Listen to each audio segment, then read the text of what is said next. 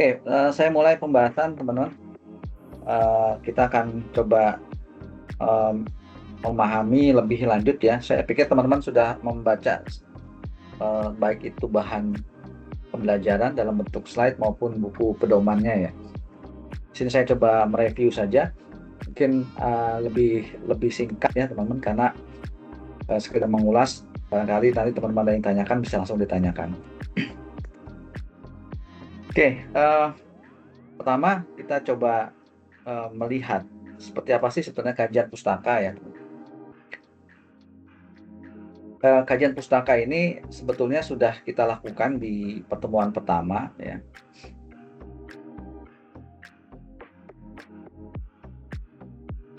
Di pertemuan pertama teman-teman sudah mencoba mencari studi literatur untuk melihat kesenjangan penelitiannya, ya kan?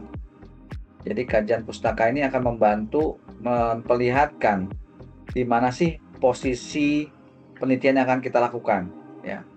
Karena penelitian itu mesti sesuatu hal yang belum pernah dilakukan sebelumnya. Kalau sudah pernah dilakukan sebelumnya, berarti bukan penelitian, hanya mengulang gitu ya teman-teman ya. Jadi karena penelitian, maka harus menunjukkan sesuatu yang memang belum pernah dilakukan.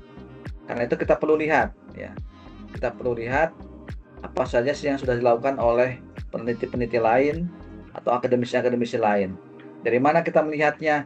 Dari kajian pustaka ya. Jadi minggu lalu saya sudah tunjukkan bagaimana kita mencari studi literatur ya. Baik kita menggunakan Google Scholar atau juga teman-teman bisa menggunakan Garuda, portal Garuda gitu ya. Atau juga ke referensi-referensi internasional yang lain yang bisa teman gunakan ya, misalkan Scopus gitu ya, atau ke sumber database yang lainnya. Nah, dengan kita melakukan studi pustaka, kita lihat kesenjangan penelitian, maka kita mendapatkan kesenjangan penelitian dan kita mengetahui bahwa ada keaslian penelitian yang bisa kita lakukan nantinya dari berdasarkan studi pustaka yang kita kerjakan sebelumnya. Nah, itu yang pertama kita lakukan di bab 1 ya teman-teman ya. Jadi saya lihat teman-teman lebih banyak menunjukkan ya sisi kesenjangan teknikal ya. Jadi kalau yang melakukan studi terkait dengan pengembangan sistem, itu biasanya banyak juga teman-teman yang melakukan studi pengembangan sistem, itu teman-teman melihatkan dari sisi penggunaannya ya, penerapannya, kondisi teknis di lokasinya atau di lokusnya. Nah, perlu dilakukan juga kajian pustaka untuk melihat kesenjangan atau keaslian penelitian ya. Nah, yang kedua, di dalam kajian pustaka ini juga kita perlu lakukan untuk bisa mendefinisikan ya pertanyaan penelitian ya. Jadi nanti kita akan melihat ada penelitian yang sifatnya kuantitatif dan kualitatif ya. Cenderungan penelitian yang sifatnya kuantitatif ya. Kuantitatif itu biasanya dia mengukur ataupun melihat ya hubungan antara dua variabel misalkan, atau mungkin bisa melihat secara deskriptif juga variabel tertentu gitu ya. Itu ketika kita bangun sebagai hubungan ya, hubungan antara satu variabel dengan variabel lainnya, maka kita butuh membuat pertanyaan penelitian. Nah, pertanyaan penelitian ini tidak serta-merta muncul begitu saja ya, tapi harus didasari pada studi literatur. Ya, misalkan kita melihat hubungan variabel A gitu ya. Variabel ini berkenaan dengan mahasiswa yang rajin mengikuti web misalkan. Kemudian itu variabel utamanya. Yang variabel keduanya adalah mahasiswa tersebut lulus dengan nilai baik gitu ya. Nah, itu kan dua variabel ya teman-teman ya. Kita mengukur apakah ada hubungan antara dia rajin mengikuti web dengan dia lulus dengan nilai yang baik. Maka kedua variabel ini muncul ya dasarnya dari studi pustaka ya. Studi pustaka dan juga dari penelitian-penelitian sebelumnya yang ada ya antara variabel tersebut, sehingga kita bisa bertanya apakah gitu ya mahasiswa yang rajin hadir to web memiliki hubungan positif misalkan dengan nilai yang didapatkan ya, atau misalkan suatu hal yang bisa kita identifikasi dari dua variabel ini. Tentunya variabel tersebut merupakan hadir ya, tidak begitu saja muncul ya. Jadi kita perlu lihat dari sumber literatur yang sudah ada. Biasanya ada kajian-kajian teoritis yang sudah ada sebelumnya, itu bisa kita adopsi, teman-teman. Nah, dari pertanyaan penelitian ini maka kita bisa membangun hipotesis ya. Ya, hipotesis itu adalah kesimpulan sementara, teman-teman ya. Kesimpulan sementara atau jawaban sementara ya, jawaban sementara terkait dengan pertanyaan penelitian tersebut ya. Sifatnya bukan kalimat pertanyaan tapi pernyataan ya. Jadi kalau kita punya pertanyaan penelitian seperti yang tadi saya sebutkan terkait dengan memiliki hubungan antara nilai gitu ya, nilai dengan kehadiran web, maka hipotesisnya adalah nilai kehadiran web ya memberikan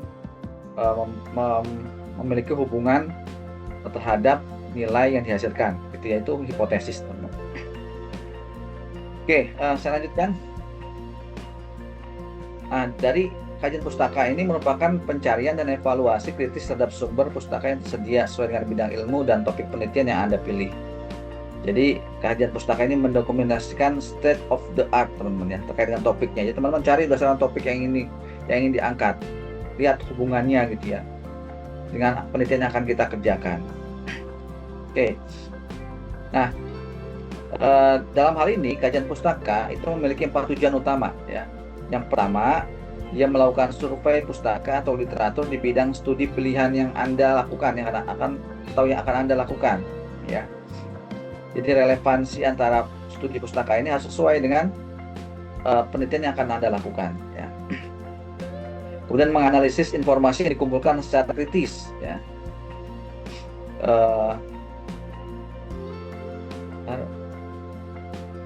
Ya, ini warnanya kuning ya.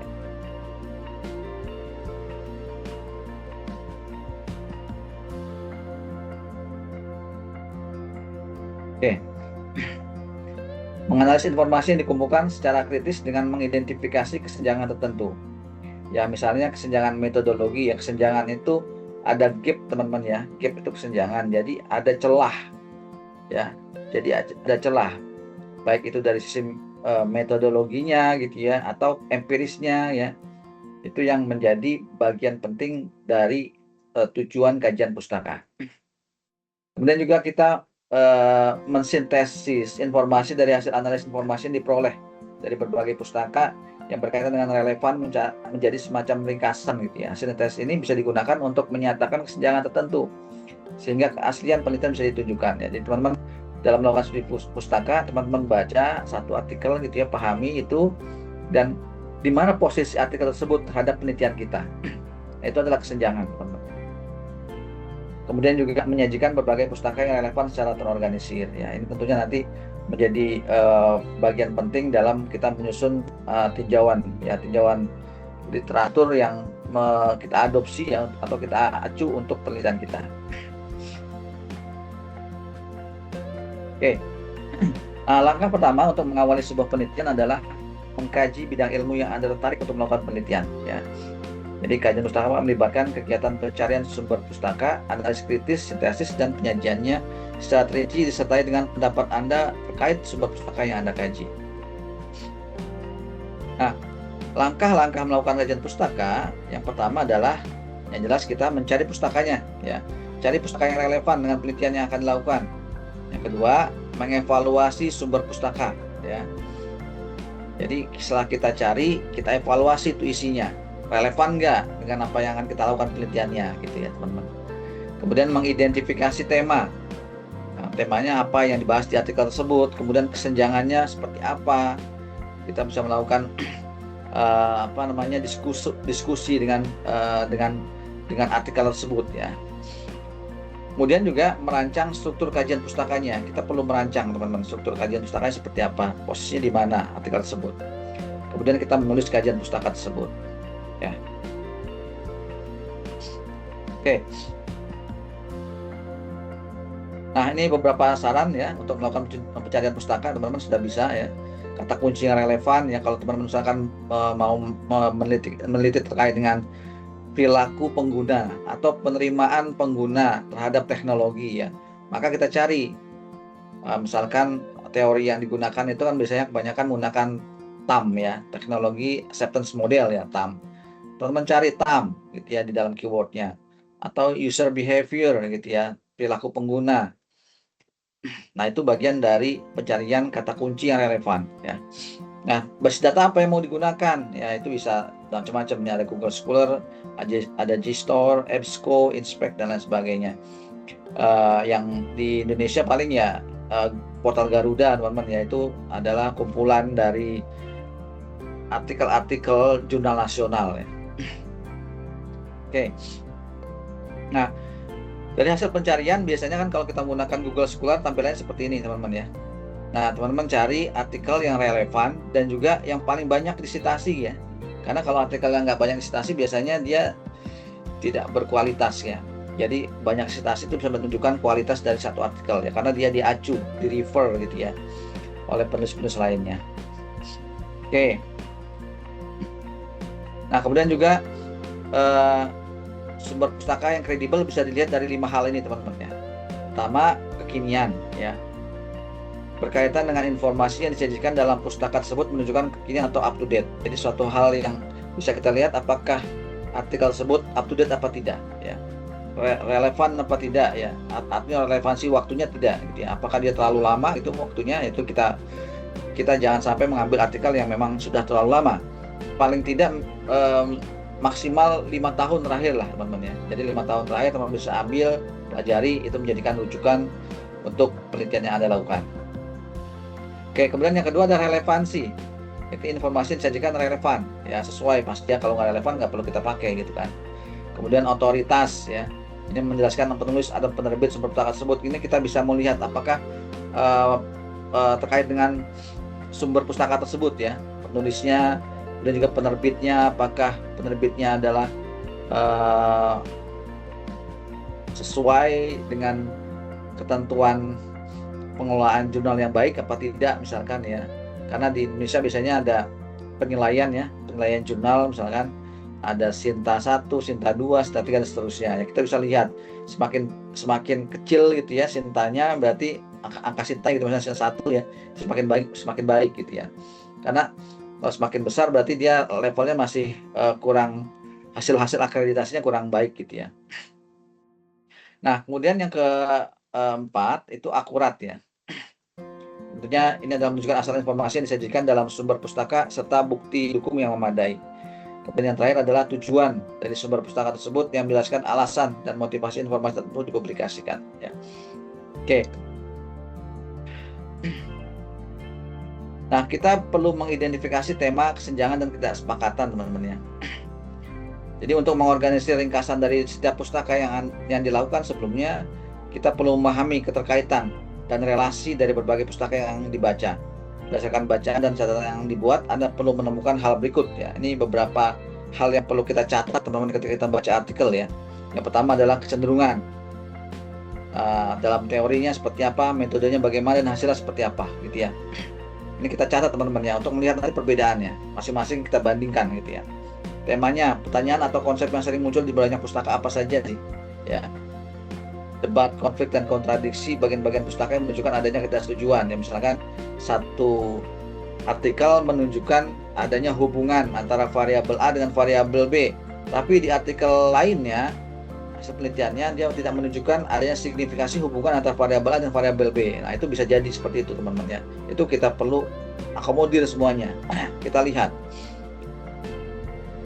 Kemudian juga publikasi utama, teori atau penelitian yang mempunyai pengaruh besar kepada arah penelitian dan tertentu. Nah, jadi kadang-kala ada satu artikel yang memang artikel tersebut adalah artikel yang menjadi rujukan utama, teman-teman ya. Jadi kalau misalkan kita adopsi satu artikel, misalkan basisnya adalah teknologi acceptance model atau TAM gitu ya, maka pustakanya biasanya pustaka yang paling awal muncul ya. Itu kita acu, bisa kita acu. Tapi kalau misalkan ada yang terbaru ya, biasanya TAM itu kan sudah menerbitkan modifikasi modelnya ya. Nah, itu kita acu yang paling terbaru, model teknologi acceptance model yang terbaru. Kemudian juga kesenjangan, hal yang dianggap kurang atau tidak ditemukan dalam pustaka yang dikaji kelemahan-kelemahan yang perlu diperbaiki. Ini bagian daripada kesenjangan. Oke. Nah, kemudian artikel kan yang kita baca tidak hanya satu atau dua saja ya. Kita harus baca paling tidak minimal 5 lah teman-teman ya. Untuk melihat kesenjangannya. 5 atau 8 ya. Di contoh yang saya berikan itu ada 8 kalau nggak salah artikelnya. Nah, itu perlu kita kelompokkan teman-teman ya. Kita kelompokkan misalkan nanti kita kelompokkan. Kita mau bahas alinea pertama terkait dengan apa nih? Di artikel di bagian alinea 1 ini hubungannya di artikel apa saja gitu ya. Alinea 2 artikel apa saja yang kita akan bahas gitu ya. Nah, ini kita bisa kelompokkan berdasarkan kronologis ya, munculnya artikel-artikel tersebut. Kemudian juga misalkan kalau terkait dengan tematik, kita bicara misalkan terkait dengan user behavior, maka kita ambil semua yang terkait dengan user behavior terhadap teknologi tertentu gitu ya. Kita coba bahas, kita ulas dalam alinea tersebut. Dan juga dari sisi metodologis juga bisa ya. Oke. Nah, dalam kita menyusun ya penulisan daftar pustaka atau kajian pustaka, maka kita susun dalam bentuk seperti esai teman-teman ya. Ya, ada bagian pengantarnya, pengantar awal gitu teman-teman ya, bagian utama dan kesimpulan gitu ya. Jadi bagian pertama dari kajian pustaka adalah pengantar. Pengantar harus menjelaskan topik penelitian dan konteks secukupnya terkait dengan konteks kajian pustaka yang akan dilakukan. Alasan untuk melakukan kajian pustaka, organisasi atau urutan kajian, dan jelaskan ruang lingkup kajian gitu ya. Oke, ini penjelasan awal teman-teman untuk bagian studi pustaka ya. Saya coba tayangkan slide berikutnya. Jika ada yang tanyakan silakan langsung aja open mic-nya ya. Di interrupt atau raise hand supaya saya bisa melihat. Saya lanjutkan dulu ke bagian berikutnya teman-teman, yang kedua. Landasan teori ya.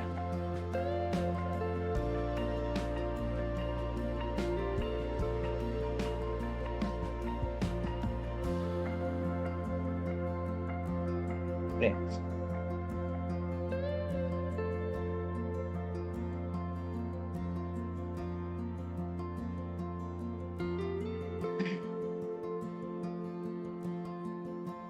Ya, selain studi pustaka teman-teman ya, dalam penelitian kita juga perlu menjabarkan ya landasan teori yang kita gunakan apa saja ya. Landasan teori ini bukan hanya penelitian-penelitian terkait dengan mengukur hubungan variabel atau identifikasi variabel, tidak, tapi juga penelitian-penelitian terkait dengan pengembangan sistem informasi juga kita butuh landasan teorinya. Biasanya landasan teori ini berkaitan dengan konteks atau objek atau topik penelitian yang kita angkat ya. Kalau misalnya kita bicara terkait dengan pengembangan sistem informasi A gitu ya, maka kita bisa angkat landasan teorinya adalah pertama terkait dengan sistem. Apa itu sistem teman-teman ya? Kita jabarkan definisinya. Kemudian juga selanjutnya kita bicara terkait dengan sistem informasi. Apa itu sistem informasi gitu ya? Dan pengembangan perangkat lunak gitu ya. Kemudian juga misalkan terkait dengan metodologi pengembangan perangkat lunak, apa yang mau kita pakai. Nah, itu bagian daripada landasan teori dalam pengembangan sistem. Nah, kalau misalkan di dalam landasan teori berkaitan dengan penelitian yang kuantitatif ya, maka kita bisa menggali ya landasan teori yang berisikan apa, yaitu kumpulan konsep dan prinsip yang diorganisir untuk menjelaskan fenomena tertentu. Jadi kalau kita bicara teori itu adalah sebetulnya adalah kumpulan konsep dan prinsip yang diorganisir untuk menjelaskan fenomena tertentu. Ya.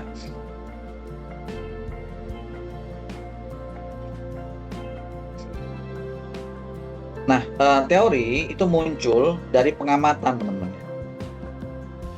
Jadi kalau kita mengamati perilaku seseorang membeli suatu produk, teman-teman ya, maka hasil pengamatan kita itu kita bisa jadikan teori ketika memang itu relevan dan bisa diuji dengan baik ya.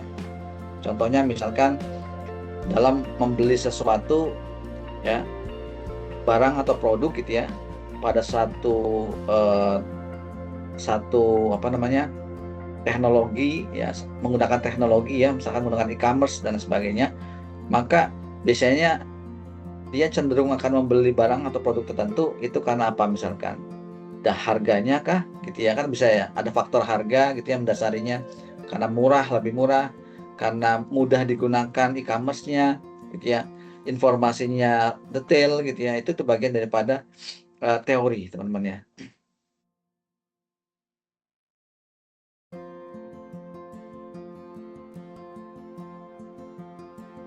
Nah, sebuah teori itu memuat kerangka kerja yang menjelaskan pengamatan yang harus dilakukan untuk membuktikan teori tersebut ya.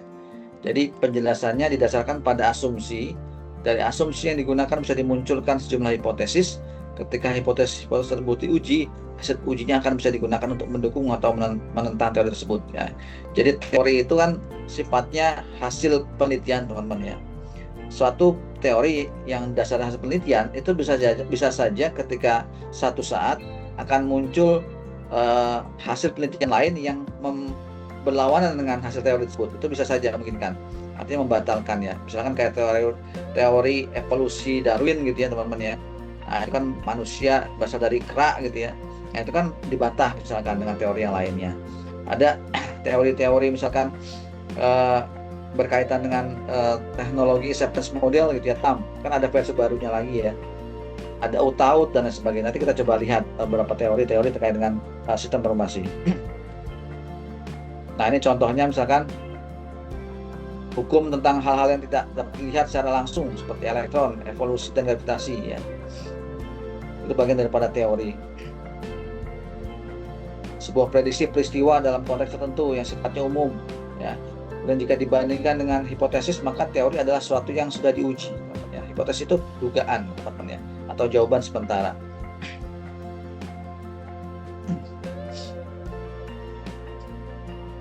Nah, penulisan teori ya sama seperti halnya ketika kita menuliskan rumusan masalah, teman, yang memunculkan kontekstualisasi dan informasi latar belakang mendasari munculnya masalah yang akan Anda ajukan ya. Sebuah teori memerlukan kerangka kerja untuk memahami penerapannya pada topik yang sedang diselidiki ya. Jadi saat menulis atau merevisi bagian landasan teori, Anda perlu mengingat beberapa hal sebagai berikut ya. Pertama, tuliskan dengan jelas kerangka kerja, konsep, model, dan teori tertentu yang mendukung penelitian Anda ya. Saya azan sebentar ya, saya stop sebentar.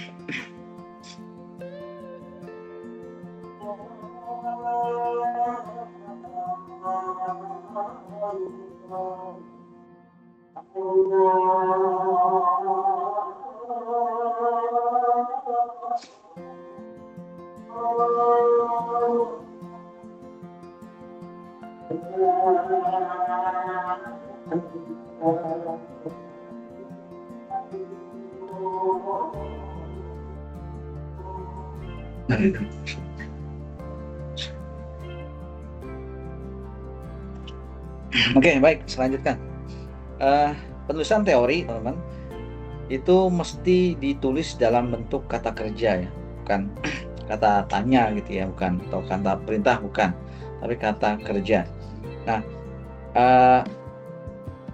kita mesti menuliskannya sejelas mungkin ya, dari teori yang muncul dan apa yang melatar belakangi teori tersebut ya, kita perlu jelaskan. Dan perlu kita pahami bahwa suatu teori itu bukan hal yang sudah final ya, bisa saja itu bisa dibantah oleh hasil penelitian berikutnya. Oke. Nah, ini contoh teori yang bisa kita lihat ya, teman-teman, namanya Theory of Reasons Action ya, TRA, biasanya kita kenal dengan TRA. Jadi TRA ini menggambarkan hubungan antara variabel perilaku, teman-teman ya, perilaku yang sebagai variabel dependent ya, variabel dependent, yang mana variabel dependent ini berkaitan dengan variabel keinginan berperilaku ya. Kemudian juga ada variabel independennya yang menghubungkan yang memiliki hubungan dengan keinginan berperilaku, yaitu adalah sikap ke arah perilaku dan norma subjektif ya. Jadi kalau kita contohkan teori ini sebetulnya adalah melihat teori pola teori ya, alasan orang melakukan sesuatu, teman-teman ya. Ya kalau misalkan kita melakukan sesuatu, misalnya contohnya kita ingin membeli gitu ya, membeli sesuatu, perilakunya membeli, teman-teman ya, maka itu didasari pada keinginan dulu, keinginan untuk membeli, ada keinginan dulu, teman-teman ya, kan gitu ya. Saya mau membeli handphone, teman-teman ya, maka teorinya adalah ada keinginan dulu nih yang muncul untuk membeli tersebut. Kan kalau nggak mungkin kita misalkan membeli sesuatu tanpa ada keinginan dulu gitu ya. Nah, kemudian faktor apa yang mendasari keinginan untuk membeli itu? Contohnya misalkan, antara lain adalah sikap ya, sikap ke arah perilaku atau attitude ya, attitude, sikap ke arah perilaku tersebut ya. Ada sesuatu yang memang dirasa perlu gitu, teman-teman ya, ada kebutuhan atas barang tersebut gitu ya, atau handphonenya rusak gitu ya, bagian daripada sikap ke arah perilaku. Atau misalkan ada informasi bahwa itu produknya bagus gitu ya, misalkan bagian sikap.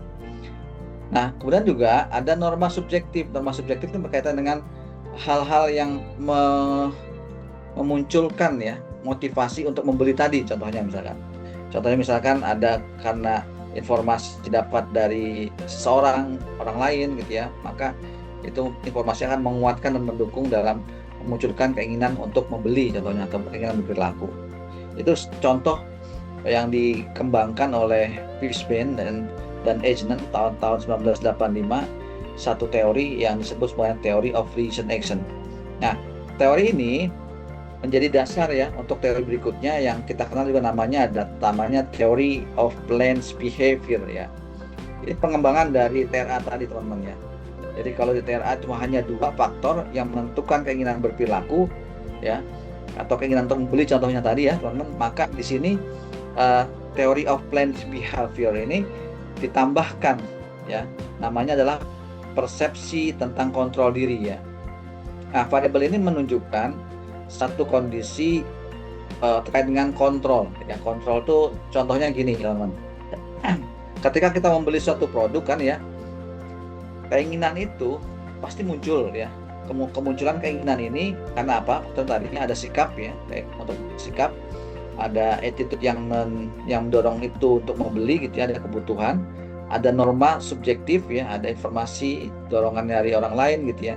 Dan yang ketiga adalah kontrol diri. Kontrol diri ini juga menentukan kemunculan keinginan berperilaku tersebut, keinginan untuk membeli. Contohnya apa misalkan? Contohnya misalkan budget anggarannya tidak ada gitu ya, maka kita akan mengontrol diri. Keinginan berperilaku ini akan akan dipengaruhi oleh kontrol diri tadi. Misalkan anggaran tidak ada, uangnya tidak ada, maka keinginannya kita tidak munculkan akhirnya. Ya, jadi meskipun ada sikap, ada norma, tapi misalkan dananya tidak ada gitu ya, kita kontrol diri kita atau kita menghemat diri, kontrol diri gitu ya, tidak mau beli, maka itu adalah mempengaruhi dari keinginan berperilaku, misalkan membeli tadi. Itu contoh teori of planned behavior, teman-teman. Ada juga teori yang kita kenal ya di bidang sistem informasi, teman-teman. Kalau di bidang sistem informasi kan kita ingin melihat ya perilaku pengguna terhadap suatu teknologi, ya kan? Dalam hal ini adalah sistem informasi. Ya. Nah, kita ingin melihat adakah keberterimaan suatu teknologi tersebut, apakah yang mendasari atau faktor apa saja mendasari suatu sistem itu akan diterima oleh penggunanya gitu ya. Nah, itu disebut sebagai namanya Technology Acceptance Model. Jadi model penerima teknologi. Sebetulnya model ini tidak hanya model bisa digunakan untuk sistem informasi atau teknologi informasi, tidak, tapi bisa macam-macam teknologi. Tapi ini diadopsi dalam sistem atau bidang sistem informasi untuk digunakan dalam mengukur ya faktor-faktor apa saja yang berpengaruh terhadap perilaku penggunanya gitu ya. Nah, apa saja sih yang menjadi faktor atau variabel yang menentukan perilaku penggunaan tersebut ya? Jadi seorang akan menggunakan sistem informasi atau sistem A, sistem X, sistem B gitu ya. Apa saja yang mendasarinya? Pertama ada keinginan berperilaku ya. Ada sikap ke arah perilaku. Ini dasarnya dari teorinya TRA, teman-teman ya. Ini ada perilaku, keinginan berperilaku, sikap ke arah perilaku. Jadi tiga ini adalah TRA, teman-teman ya. Sikap ke arah perilaku. Jadi kalau saya gambarkan ini ya, ini menjadi dasar untuk bagian TAM, teknologi acceptance model ya. Ini tiga ini, teman-teman. Ini TRA. Oke. Nah, Davis mengembangkan teori berikutnya terhadap teknologi. Kira-kira apa saja sih faktor yang menentukan sikap ke arah perilaku ini ya? Sikap ke arah perilaku ini apa saja? Pertama, dia menyimpulkan adanya persepsi tentang kegunaan. Jadi ketika satu teknologi dianggap berguna bagi dia, maka itu akan menjadi faktor untuk memunculkan sikap ke arah perilaku tersebut. Yang kedua apa? Yaitu kemudahan. Jadi kegunaan dan kemudahan ini dua faktor yang menjadi faktor penting dalam menentukan sikap ke arah perilaku gitu ya. Jadi misalkan contohnya kita mau bikin sistem informasi atau kita sudah ada sistem informasi ya, kita identifikasi ini kok nggak pernah dipakai sistemnya gitu ya, atau sistemnya jarang dipakai gitu ya. Nah ini kenapa gitu? Kita bisa ukur, teman-teman, bisa kita cek menggunakan teori teknologi acceptance model. Nanti dilihat aspek kegunaannya, apakah karena kegunaannya ya tidak berguna gitu misalnya sistemnya, atau kemudahannya sulit dipakai gitu ya. Itu bagian daripada variabel-variabel yang menentukan dari penggunaan atau perilaku penggunanya gitu ya. Oke.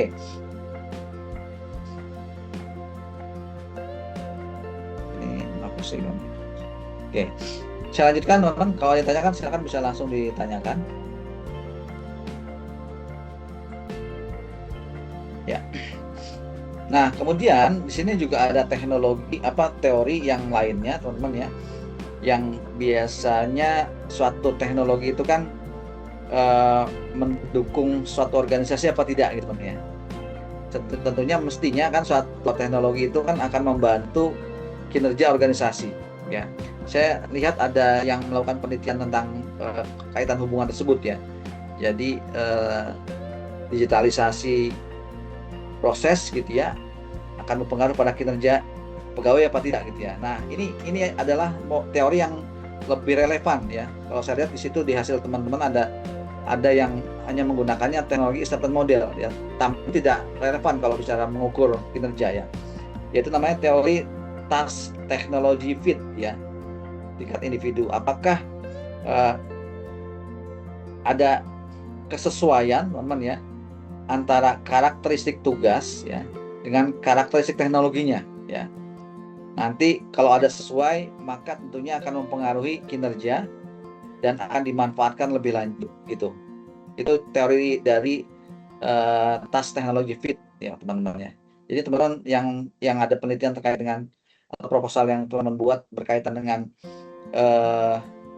hubungan tadi ya antara penerapan atau penggunaan teknologi terhadap kinerja, itu bisa mengadopsi teori ini. Oke.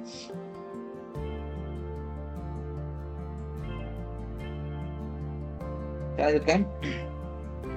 Nah, selain itu juga biasanya teori untuk mengevaluasi ya teman-teman ya, mengevaluasi atau mengukur keberhasilan penerapan suatu teknologi informasi atau sistem informasi, kita bisa mengadopsi satu teorinya miliknya Delon McLean ya. Ya sebetulnya ini juga pengembangan dari teknologi acceptance model ya. Kalau kita lihat ada beberapa variabel yang atau beberapa faktor yang menunjukkan pengaruh tersebut ya. Di sini kalau kita lihat kan di sini ada manfaat ya. Jadi suksesnya penerapan informasi itu karena ada manfaat. Nah, manfaatnya dari mana? Dilihat dari indikator penggunaan sistem dan keinginan berperilaku ya. Kalau ada keinginan penggunaan sistem, maka adanya kepuasan pengguna. Nah, apa saja yang mempengaruhi dua variabel ini antara keinginan berperilaku dan kepuasan pengguna? Ada 3 variabel independen ya yang mempengaruhi antara kedua bagian ini ya. Pertama adalah kualitas informasi ya. Kalau suatu informasi kualitasnya bagus, maka akan mempengaruhi kepuasan pengguna dan juga keinginan berperilaku. Kalau kualitas sistemnya bagus ya, ini kualitas informasi, ini sistem ya teman-teman, dibedakan ya. Kualitas sistemnya bagus artinya bisa diakses setiap saat, atau misalkan kualitas sistem bagus karena prosesnya cepat ya, tidak lambat ya, bisa menghasilkan informasi dengan tepat waktu gitu ya. Itu adalah kualitas sistem. Dan yang ketiga adalah kualitas layanan ya. Jadi kalau layanannya tidak bagus ya, artinya fitur-fiturnya tidak menyediakan fitur yang cukup banyak. Misalkan kita punya sistem perpustakaan ya, tapi tidak ada fitur pengembalian telat waktu gitu ya. Nah, itu berarti kan kualitas layanannya kurang maksimal ya. Oke, itu teori yang bisa kita adopsi teman-teman dalam kita menyusun proposal penelitian. Berikutnya ada juga teori flow ya, ilustrasi teori flow teman-teman ya. Teori ini menggambarkan hubungan sumbu Y sebagai tantangan, yang sumbu X-nya adalah keterampilan. Nah, teori ini teman-teman akan memunculkan kondisi manakala contohnya satu sistem aja lah teman-teman. Ini teori psikologi teman-teman ya, teori psikologi, tapi bisa kita adopsi di teknologi ya, atau sistem informasi lah contohnya. Atau di teknologi, misalnya contohnya saya ambil game aja teman-teman ya. Game itu kan teman-teman suka make ya, game itu biasanya kan teman-teman tantangannya setiap level beda-beda, semakin sulit ya. Dan semakin sulit teman-teman pasti juga akan meningkatkan keterampilan teman-teman ya. Jadi kalau suatu game dia tantangannya semakin sulit dan keterampilan kita tidak terasa dengan baik, maka yang ada adalah kekhawatiran ya, kita akan kalah terus nih, kita akan tidak pernah berhasil menaik level gitu ya. Itu bagian daripada teori tersebut, kekhawatiran. Nah sebaliknya, kalau keterampilan kita lebih tinggi, lebih bagus ya teman-teman, tapi tantangannya juga biasa-biasa saja, itu akan memunculkan kebosanan ya. Kita misalkan main game tapi kok menang mulu gitu ya teman-teman ya, lama bosan ditinggalin gitu ya. Atau kita main catur misalkan gitu ya, nah ini kok lawannya kalah terus gitu ya, maka kita lihat ini nggak asik gitu kan misalkan ya. Nah karena itu dalam kita membangun sebuah sistem, maka kita harus membangun pengalaman yang optimal, yaitu di tengah-tengah ini ya, di sini ya, antara keterampilan dan tantangan itu harus seimbang teman-teman ya. Jadi tantangan muncul, keterampilan juga bisa menyesuaikan, terus seterusnya. Itu teori ilustrasi teori dari flow ya teman-teman. Oke. Dan juga ada teori yang berkaitan dengan pengembangan sistem berbasis web ya teman-teman. Ini biasanya kalau berbasis web itu kan ini mengadopsi dari teorinya psikologi ya, terkait dengan fokus ya. Ini namanya figure ground flow teman-teman. Nah kalau saya tanya teman-teman, ini gambarnya apa teman-teman yang terlihat? Apa gambarnya? Wajah apa gambar gelas? Wajah, Pak. Wajah, oke. Ya, ada yang melihat gelas nggak? Ada ya. Ya, jadi kalau teman-teman lihat di sini, piala Pak ya, kayak. Ya ini gelas sebenarnya, ini gelas ya. Tapi kan teman-teman pasti melihat hanya satu objek ya. Kita nggak mungkin melihat itu kedua-duanya sekaligus ya. Jadi ini kita jadikan ini gelas, ini sebagai wajah ya kan. Itu nggak bisa kedua-duanya kita lihat. Nah teori ini menunjukkan bahwa dalam kita mendesain suatu web gitu ya, atau halaman web, maka kita bisa menunjukkan atau memunculkan informasi yang fokus pada satu sisi gitu ya teman-teman. Jadi karena kita nggak bisa melihat kedua sisi sekaligus ya. Ya kalau kita fokus di sini biasanya kita lihatnya adalah gelasnya karena ini warna hitam gitu ya. Kalau ini juga warna hitam, ini wajahnya. Yang ini kita lihat gelasnya ya. Karena warnanya putih gitu tengah-tengah, yang lainnya hitam gitu. Kita lihat fokusnya teman-teman. Itu bagian dari teori psikologi yang bisa kita gunakan dalam pengembangan halaman atau desain webnya. Gitu ya. Oke, itu berkaitan dengan teori sistem informasi yang bisa kita adopsi, teman-teman.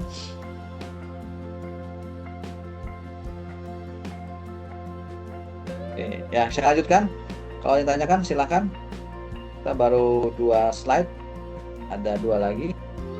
Saya coba jelaskan secara singkat.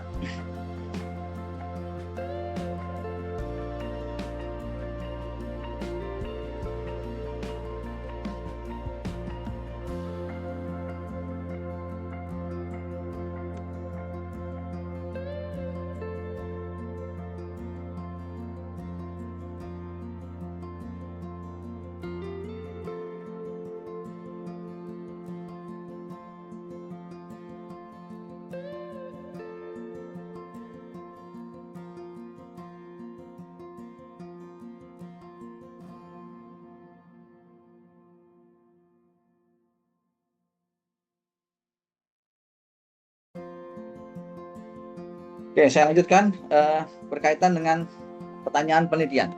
Ya. Pertanyaan penelitian sebetulnya ini sudah muncul juga di bab 1 ya teman-teman, berkaitan dengan rumusan masalah. Jadi sebetulnya kalau kita lihat penjelasan di buku pedomannya teman-teman, maka rumusan masalah itu tidak menampilkan pertanyaan penelitian ya. Tapi karena instruksinya dalam penyusunan proposal mesti dalam bentuk pertanyaan penelitian, maka saya tetap sarankan ya sudah tuangkan saja pertanyaan penelitian. Karena pertanyaan penelitian biasanya kita munculkan nanti di bagian bab keduanya, teman-teman ya. Oke, saya lanjutkan.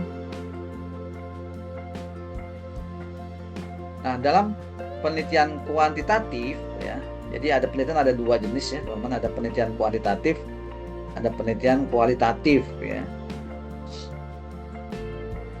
Nah, penelitian kuantitatif ini peneliti menggunakan pertanyaan penelitian yang kemudian dikombinasikan dengan hipotesis ya. Jadi biasanya dalam penelitian kualitatif ya, misalkan mengukur hubungan atau melihat apakah ada hubungan variabel A dengan variabel B ya. Apakah ada hubungan misalkan yang rajin mengikuti tuton atau web itu akan mendapat nilai yang baik. Itu bagian daripada penelitian kuantitatif. Jadi nanti kita lihat apa hipotesis yang bisa kita angkat gitu ya. Nah, pertanyaan penelitian mempersempit topik ya. Jadi mempersempit topik menjadi bagian-bagian yang lebih kecil dan lebih mudah dipahami. Nah, jadi pertanyaan penelitian ini juga digunakan untuk memastikan bahwa dalam penelitian yang sama aspek tertentu memiliki kesamaan makna di seluruh bagian makalah. Ya. Selain itu, pertanyaan penelitian memberi ide kepada pembaca tentang hal yang bisa diharapkan dari makalah tersebut. Nah, dalam pertanyaan penelitian itu bisa dikategorikan menjadi 4. Yang pertama adalah pertanyaan penelitian deskriptif, ya. Detail gitu ya, biasanya berapakah rata-rata usia mahasiswa gitu ya di kelas A gitu misalkan. Itu bagian deskriptif. Kemudian juga bisa dalam bentuk pertanyaan komparatif, pembandingan. Bagaimanakah nilai rata-rata mahasiswa dengan jenis kelamin pria dan laki-laki untuk mata kuliah metode penelitian misalkan. Itu komparasi ya, kita lihat perbandingannya, nilai rata-ratanya. Atau yang ketiga, ini kita lihat hubungannya, relasi ya. Apakah ada hubungan ya? Hubungan ini sifatnya hanya melihat keterkaitannya saja teman-teman ya, tidak ada hubungan sebab akibat gitu, tidak. Jadi relasional sifatnya hanya hubungan pada satu variabel dengan variabel lain gitu ya. Biasanya kita mengukur menggunakan fungsi menggunakan koefisien korelasi ya, bisa Pearson atau yang lainnya dalam statistik. Kemudian yang keempat adalah sebab akibat atau prediktif. Nah, ini biasanya kita ingin melihat satu variabel dengan variabel lain, apakah dia memiliki hubungan sebab akibat atau tidak. Kalau ini ada, maka ini akan muncul. Kalau ini tinggi, maka akan tinggi juga. Kalau misalkan kita rajin mengikuti web, misalkan, maka nilainya akan tinggi juga. Itu artinya memiliki hubungan sebab akibat berkorelasi positif gitu teman-teman ya.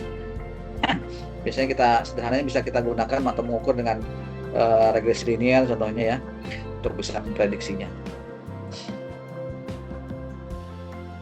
Oke, saya lanjutkan. Nah, tujuan dari pertanyaan penelitian deskriptif adalah untuk memberikan gambaran mengenai describe data ya. Misalkan tadi ya berapa persen gitu ya, berapa sering, berapa proporsi, apa, what is, what are gitu ya. Itu bagian daripada contoh pertanyaan penelitian deskriptif. Ini contoh ya dari pertanyaan penelitian deskriptif ya, misalkan berapa rata-rata cangkir kopi yang diminum oleh karyawan PT X misalkan. Berapa rata-rata kalori yang dikonsumsi laki-laki dan perempuan di Pulau Jawa. Ya. Berapa sering siswa SMA mengakses aplikasi media sosial per bulan. Nah, ini deskriptif ya teman-teman ya. Faktor apa yang paling mempengaruhi kinerja akademik mahasiswa. Ini mendeskripsikan apa faktor-faktor yang kait gitu ya. Dan berapa persen siswa di Pulau Jawa menggunakan aplikasi media sosial ya. Nah, ini bagian daripada contoh pertanyaan penelitian yang sifatnya deskriptif teman-teman ya. Oke. Nah, untuk pertanyaan penelitian komparatif ya, ini biasanya bertujuan untuk mengetahui ya, ada tidaknya perbedaan dari dua atau lebih kelompok pada satu atau lebih peubah. Peubah itu variabel teman-teman ya, variabel X dan Y misalkan gitu ya. Peubah tak bebas ya. Ataupun yang paling sering adalah pada satu peubah bebas. Bisa saja satu peubah bebas teman-teman ya. Nah, contohnya misalkan itu biasanya diawali dengan apa yang berbeda pada sesuatu tertentu. Apakah ada perbedaan? Hal-hal yang menjawab dari kedua kata secara sederhana akan menjawab ya atau tidak ya, ya dan tidak, tapi akan ada penjelasan lebih lanjut gitu ya. Nah, contohnya kita bisa lihat di sini teman-teman ya. Nomor 1, apa yang membedakan perilaku pengguna Instagram antara pengguna laki-laki dan perempuan. Nah, ini membandingkan perilaku pengguna Instagram untuk laki-laki dan perempuan ya. Ini dua variabel yang kita bandingkan. Kemudian apa yang membedakan persepsi terkait keamanan internet banking antara dua kelompok remaja ya dan kelompok orang tua. Ini berdasarkan usia, berarti dia membandingkannya ya. Kemudian apakah ada perbedaan frekuensi pengunggah foto ke Facebook antara siswa SMA dengan mahasiswa sarjana. Misalkan dari jumlahnya, anak SMA sering setiap hari misalkan 100 foto gitu ya, mahasiswa hanya misalkan 20 foto gitu kan, bisa juga kita lihat secara komparasinya, perbedaannya. Contoh keempat, apakah ada perbedaan nilai ujian basis data dan pemrograman Python? Nah, ini perbedaan antara mahasiswa dan mahasiswi. Nah, ini perbedaannya adalah antara dua jenis mahasiswa ya, mahasiswa dan mahasiswi. Nah, idealnya teman-teman, nanti kalau kita lihat dasar lebih lanjut, dalam kita membangun satu pertanyaan penelitian, sebisa mungkin itu sifatnya adalah sudah atomik ya, artinya itu sebaiknya sudah individu gitu ya. Individu itu artinya memang dia menjabarkan atau mendefinisikan satu hal saja ya. Kalau teman-teman lihat di sini kan ini digabungkan ya antara basis data dan pemrograman Python ya kan. Nah, ini sebaiknya kita pisah ya, nilai basis data sendiri dan pemrograman Python sendiri gitu ya, karena nanti jawaban bisa berbeda. Bisa jadi basis datanya bagus, Pythonnya jelek gitu ya. Nanti kita akan kesulitan untuk menjawab pertanyaannya. Nah, kemudian yang ketiga yaitu relasional, teman-teman. Jadi pertanyaan penelitian relasional bertujuan untuk menilai relasi dua atau lebih peubah. Ya, kategori pertanyaan penelitian ini secara khusus tidak perlu membedakan antara peubah bebas dan peubah tak bebas. Ya. Tapi harus tersedia minimal dua peubah. Jadi mesti ada dua variabel peubah gitu ya. Dan kita lihat relasinya, hubungannya. Nah, data yang digunakan untuk jenis analisis ini dapat bersifat dikotomis atau biner, ordinal atau kontinu ya. Nanti kita bahas lebih lanjut di pertemuan ketiga atau keempat kayaknya terkait dengan jenis-jenis data. Kemudian ya misalkan kalau data biner itu data 0 1 ya, atau ya dan tidak, data biner. Ini contoh pertanyaan penelitian relasional, teman-teman ya. Apakah ada relasi antara umur dan aras kebugaran gitu ya. Ini semakin usianya semakin tinggi gitu ya teman-teman, itu kebugarannya semakin jelek gitu misalkan ya. Bagaimana relasi antara penjualan es krim dan suhu udara? Nah, ini juga bisa kita lihat pada waktu tengah hari di musim panas. Apakah penjualan meningkat ketika suhu udara panas gitu ya, meningkat juga, atau sebaliknya. Kemudian bagaimana relasi antara umur pengguna Instagram dengan jenis postingnya? Ya, ini kita bisa lihat hubungannya. Yaitu hubungan antara apa? Yaitu umur pengguna Instagram ya dengan jenis postingnya, dua variabelnya. Apakah ada relasi antara lama belajar ya, variabel pertama, dengan kinerja akademik mahasiswa? Nah, ini dua variabel yang berikutnya. Jadi kita lihat korelasinya dan bagaimana kekuatan dan arah relasinya gitu ya. Nah, yang terakhir adalah pertanyaan penelitian sebab akibat ya. Ini kita ingin melihat hubungan sebab akibatnya.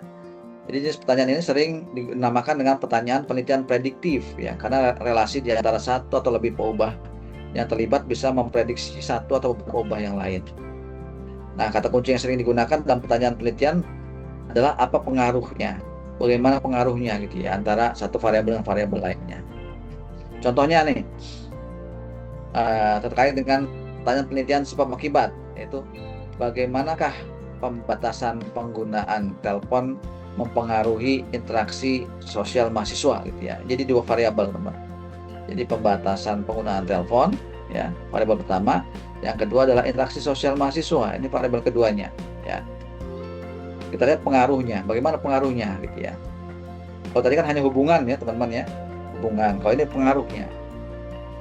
Kemudian kedua contohnya misalkan, apakah usia, jenis kelamin, dan jenjang pendidikan terakhir memprediksi pendapatan? Nah, ini bisa disurvei misalnya contohnya berdasarkan usia, jenis kelamin, pendidikan terakhir ini apakah semakin tinggi ya akan memprediksi memiliki hubungan kaitan pendapatan semakin tinggi juga apa tidak gitu ya.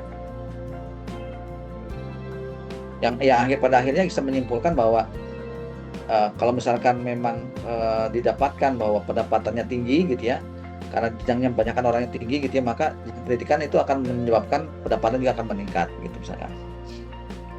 Kemudian yang ketiga contohnya,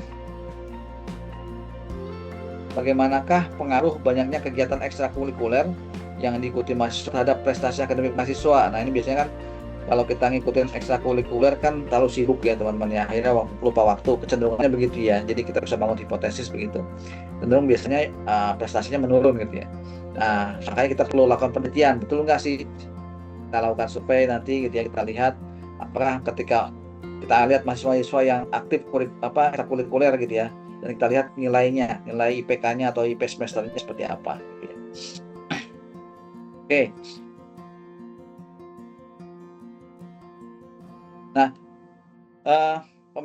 penulisan pertanyaan penelitian ya, kita bisa pilih ya kategorisasi pertanyaan penelitian kuantitatif yang akan disusun. Tetapkan kata pertama untuk memulai pertanyaan penelitian ya. Tadi seberapa, bagaimana, hubungan, dan sebagainya kita tentukan. Tuliskan urutan yang benar untuk ubah-ubah yang Anda selidiki ya. Jadi kalau misalkan kita ingin melihat sebab akibat gitu teman-teman ya. Ya, sebab akibat berarti kan ada panahnya. Maka kita mulai dari panah atau variabel awalnya dulu mempengaruhi. Kalau misalkan makanya dipengaruhi, maka kita perlu balik gitu ya. Itu perlunya kita memahami konteks model variabelnya. Nah, berikut diberikan beberapa contoh pertanyaan penelitian yang membandingkan antara contoh yang baik dan buruk ya teman-teman ya. Jadi kalau yang tidak baik itu ya pertanyaan-pertanyaan yang hanya menjawab iya dan tidak saja. Jadi pertanyaan tidak boleh hanya menjawab iya dan tidak saja teman-teman ya. Harus ada deskripsi yang lainnya ya. Pertanyaan yang ada itu kan harus fokus ya. Kemudian pertanyaan yang ada jawabannya. Jadi kalau sudah ada jawabannya nggak perlu kita lakukan pertanyaan penelitian gitu ya. Seharusnya tidak menanyakan opini ya, betul. Harus spesifik. Penelitian harus asli ya teman-teman ya. Asli tadi lihat dari gap penelitian yang ada gitu ya. Memang tidak pernah dilakukan sebelumnya ya. Nah, pertanyaan penelitian yang baik tidak menanyakan mengapa gitu ya. Karena ini sifatnya adalah alasan ya. Opini akhirnya. Kemudian penelitian yang bagus memerlukan kajian pustaka, betul ya teman-teman. Jadi ketika kita membuat penelitian, maka itu harus lahir dari kajian pustaka. Ya. Pertanyaan harus terbuka untuk didebat, gitu ya. Dan Anda dapat menjawab pertanyaan yang baik berdasarkan pustaka. Oke, itu untuk bagian ketiga. Ada yang ditanyakan sampai di sini, silakan.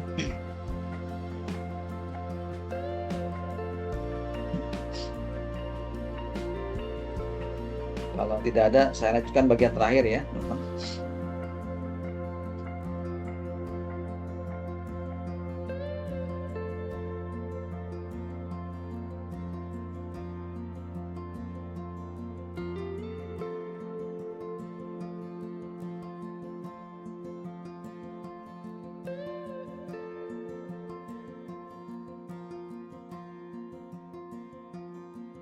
Oke, berikutnya hipotesis teman-teman.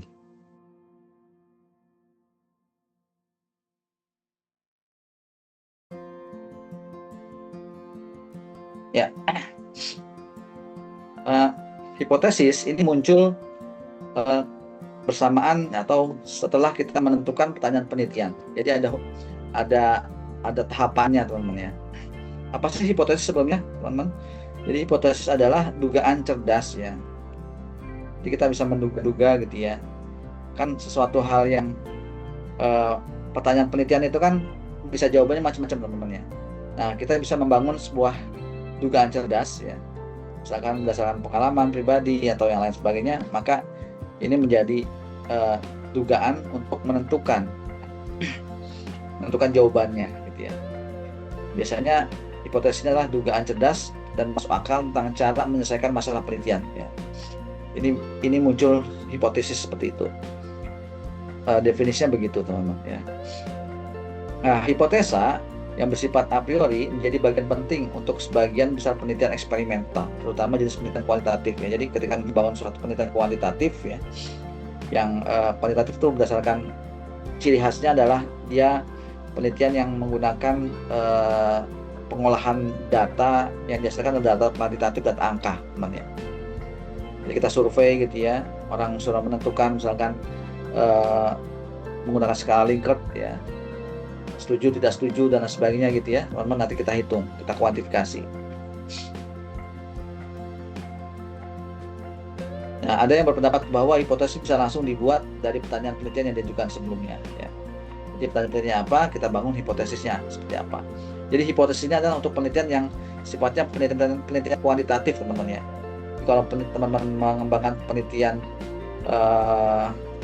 yang tidak kuantitatif ya, misalkan contohnya adalah pengembangan penelitian yang sifatnya hanya mengembangkan atau R&D gitu ya, mengembangkan suatu sistem tertentu gitu ya. Nah, ini tidak perlu dibangun hipotesis ya. Nanti saya tunjukkan contohnya teman-teman ya. Yang cukup sampai dengan pertanyaan penelitian saja. Oke, dalam hipotesis juga ada 3 kategori teman-teman ya. Ada deskriptif, ada komparatif, dan juga ada relasional ya. Nah, hipotesis deskriptif ini adalah dugaan cerdas tentang nilai satu peubah ya. Jadi hanya satu variabel, misalkan nilai mahasiswa, nilai kuliah A, nilai kuliah B gitu ya. Itu kita lihat deskripsinya rata-ratanya bagaimana nilainya gitu ya. Nah, kalimat dalam hipotesis ini ya, tidak menunjukkan adanya perbandingan atau asosiasi antara satu peubah dengan lain. Jadi hanya satu variabel saja. Gitu ya. Nah, berbeda dengan hipotesis komparatif. Hipotesis komparatif ini membandingkan nilai dua peubah. Ya. Nilai kedua peubah ini dibandingkan tidak perlu disampaikan secara eksplisit. Dua peubah yang dibandingkan mengukur sebuah besaran yang sama tapi dari kelompok sampel yang berbeda. Biasanya begitu ya. Jadi mengukur sebuah besaran yang sama tapi dari kelompok sampel berbeda. Misalkan nilai mata kuliah A untuk jenis kelamin laki-laki berapa, perempuan berapa, ini kita komparasikan. Nah, hipotesis relasional adalah hipotesis yang menunjukkan adanya korelasi antara dua peubah ya. Jadi kita ingin melihat atau menjawab apakah ada hubungan positif terhadap A, terhadap B gitu ya, atau negatif gitu ya. Itu kita menggunakan hipotesis relasional. Kedua, yang terakhir, ini ada hipotesis sebab akibat, sama ya, jadi ada 4 ya teman-teman ya. Hipotesis sebab akibat atau hipotesis prediktif. Dalam hipotesis ini, relasi yang bersifat sebab akibat ditunjukkan oleh peubah bebas. Jadi ada variabel bebas gitu ya, A gitu misalkan, kita menentukan bahwa dia akan mempengaruhi variabel B gitu misalkan. Hadir misalkan ke web rajin gitu ya, akan mendapatkan nilai yang tinggi misalkan, atau nilai yang bagus gitu ya. Nah, artinya kita ingin melihat ada hubungan sebab akibat apa tidak antara A dan B ini, antara hadir dengan web dengan nilai yang didapat. Nah, ini adalah variabel independen ya. Ini adalah variabel dependent ya, variabel yang tidak bebas karena dia dipengaruhi oleh A gitu ya. Nah, peubah bebas adalah peubah yang menjadi sebab munculnya akibat ya. Jadi ini A ini adalah sebagai peubah bebas yang menjadi sebab munculnya B ya. Akibatnya B. Jadi kalau misalkan sering hadir ke web sebagai variabel peubahnya bebas gitu ya, maka akan menjadi akibatnya adalah dia nilainya tinggi misalkan gitu ya. Itu contoh dari hipotesis sebab akibat. Nah, dalam kita melihat hipotesis, ini ada beberapa karakteristik yang perlu kita cermati. Yang pertama adalah hipotesis harus jelas dan tepat. Karena kalau tidak jelas, maka kita akan kesulitan untuk menarik kesimpulan dasar atau menggunakan pengujian. Hipotesis harus bisa diuji, teman-teman ya. Jadi kita misalnya mengambil perkiraan awal gitu ya, atau perkiraan cerdas awal gitu sementara, itu pasti kita bisa uji. Kemudian juga hipotesis harus menyatakan hubungan antara peubah jika sifat hipotesis tersebut adalah hipotesis relasional ya. Jadi kalau ada relasional berarti ada hubungan teman-teman ya, antar peubah. Hipotesis harus dibatasi dalam ruang lingkup dan harus spesifik. Karena itu perlu diingat bahwa semakin spesifik hipotesis yang diajukan, akan semakin mudah hipotesis tersebut untuk diuji gitu ya. Jadi kita buat spesifik mungkin hipotesis yang kita bangun. Selain itu juga hipotesis harus dinyatakan menggunakan istilah sederhana sehingga mudah dimengerti atau dipahami oleh orang lain. Hipotesis harus konsisten dengan fakta yang paling diketahui ya. Hipotesis harus dapat disesuaikan dengan waktu pengujian dalam rentang waktu yang wajar, gitu ya. Jadi jangan sampai hipotesis ini ternyata memakan waktu yang cukup lama, misalkan periode setahun gitu ya. Nah, ini akan membutuhkan waktu lama nantinya dan mungkin hasilnya juga tidak maksimal.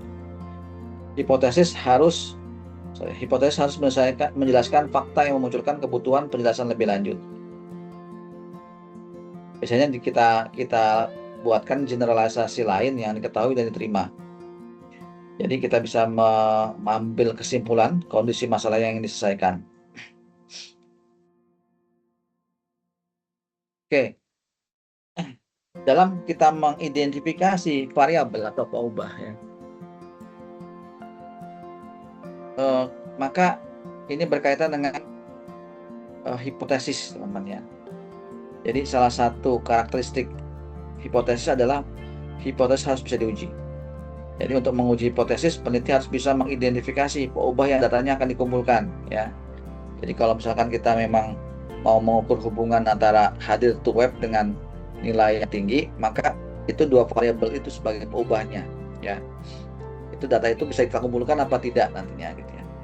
Untuk kita lakukan uji statistik nantinya. Kemudian identifikasi peubah pada hipotesis yang diajukan mudah untuk dilakukan meskipun perlu kehati-hatian ya. Setiap hipotesis komparatif ya, hipotesis relasional dan hipotesis sebab akibat terdapat dua peubah ya. Seperti sudah dijelaskan di awal. Khusus untuk hipotesis sebab akibat, dari dua peubah yang ada, satu peubah adalah peubah bebas dan yang lain adalah peubah tidak bebas ya. Jadi kalau kita jenisnya adalah hipotesis sebab akibat, maka seperti saya tadi gambarkan ya, saya ada variabel A ini sebagai variabel independen dan variabel B-nya adalah variabel dependen yang mengaruhi atau tidak bebas. Ini tidak bebas, ini bebas gitu ya. Nah, dalam kita mengembangkan hipotesis, beberapa hal yang perlu kita perhatikan. Langkah dalam proses ini penting untuk mengidentifikasi semua hipotesis yang pantas diperiksa secara terinci ya. Dengan mengingat bahwa ada perbedaan antara penyusunan hipotesis dan uji hipotesis ya. Jadi hipotesis itu perlu disusun dengan baik dan benar karena analisis yang tidak dimulai dengan hipotesis yang baik dan benar kecil kemungkinannya untuk mendapatkan jawaban yang benar. Jadi kita mesti pastikan dalam mengembangkan hipotesis adalah didasari pada teori-teori yang memang ada di penelitian sebelumnya. Nah, ada dua pertanyaan tentang kualitas hipotesis ya. Jadi kita bisa melihat apakah hipotesis ini berkualitas apa tidak dengan membuat satu pertanyaan, apakah hipotesis dapat diuji atau dites? Dapatkah bukti ditemukan untuk menguji validitas pertanyaan hipotesis gitu, teman-teman. Jadi kalau misalkan ingin menguji tadi variabel antara di hadir to web dengan nilai yang tinggi, itu kita bisa pastikan bisa diuji ya, karena bisa datanya bisa kita dapatkan. Tapi kalau yang hal lain yang terkait dengan data yang susah kita akses ya, kita sulit untuk memvalidasinya, maka itu berarti bukan suatu penelitian yang memiliki hipotesis yang baik ya. Apakah hipotesis dapat disalahkan, falsifiable? Dengan kata lain, dapatkah bukti mengungkapkan bahwa gagasan seperti yang ditulis dalam hipotesis tidak benar? Jadi suatu hipotesis itu mesti bisa kita salahkan, bisa kita betulkan gitu ya, atau bisa kita anggap betul atau bisa kita anggap salah. Jadi tidak berarti hipotesis itu harus selalu benar. Nah, dalam kita menyusun hipotesis ya, yang pertama adalah kita nyatakan masalah yang Anda coba selesaikan. Terkait dengan pertanyaan penelitian, pastikan bahwa hipotesis dengan jelas mendefinisikan topik dan fokus pengambilan data yang akan dilakukan kemudian ya. Dan kedua, untuk hipotesis sebab akibat ya, hipotesisnya mempunyai bentuk umum sebagai jika maka ya. Biasanya ada hubungan, jika rajin to web maka nilainya tinggi gitu ya, sebab akibat.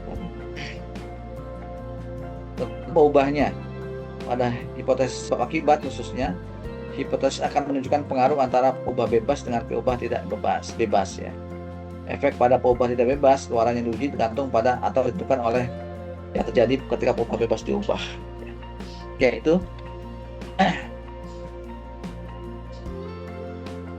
Ini ini beberapa hal yang perlu diperhatikan dalam menyusun hipotesis. Lainnya yaitu adalah hipotesis yang baik tidak dinyatakan dalam pertanyaan atau kalimat tanya. Nah, teman-teman perlu perhatikan bahwa perbedaan antara hipotesis dengan pertanyaan penelitian ya. Kalau pertanyaan penelitian kan memang dalam bentuk kalimat tanya, sedangkan kalau hipotesis adalah jawabannya gitu ya. Jawaban sementaranya gitu ya. Karena itu mesti dalam bentuk pernyataan ya. Ini perlu digarisbawahi atau kalimat berita. Hipotesis yang baik menunjukkan hubungan antara peubah yang diharapkan ya. Hipotesis harus mencerminkan kajian pustaka nih teman-teman ya. Jadi kita jangan sampai memunculkan hipotesis tapi tidak ada dasar kajian pustakanya ya. Itu namanya nebak-nebak teman-teman ya. Jadi hipotesis ini harus ada kajiannya. Misalkan kita ambil hipotesis adanya hubungan hadir dari itu web dengan nilai yang tinggi gitu ya. Kita cari relevansi teorinya, pustakanya. Oh ternyata sebelumnya ada penelitian juga yang berkaitan dengan yang rajin hadir ke sekolah gitu ya, nilainya bagus itu misalkan. Nah itu kita hubungkan sebagai bagian daripada munculnya hipotesis yang kita angkat. Oke, kemudian hipotesis harus singkat dan langsung ke sasaran ya. Hipotesis terbaik adalah hipotesis yang dapat diuji, tadi sudah kita jelaskan. Pemilihan kata untuk digunakan dalam sebuah hipotesis dapat mempengaruhi hasil akhir dari hipotesis tersebut. Nah, jadi kata-katanya perlu kita atur, hubungan seperti apa, jawabannya bagaimana. Oke, itu teman-teman penjelasan untuk materi kita pada web kali ini. Silakan jika ada yang tanyakan.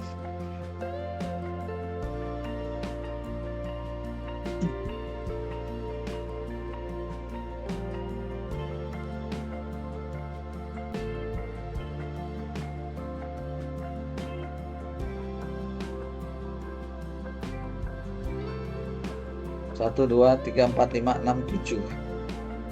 Ada 8 harusnya. Satu lagi mana deh? Teman-teman yang mengumpulkan tugas, saya lihat hanya 8 ya dari 15. Yang sudah mengumpulkan tugas 2, siapa di sini?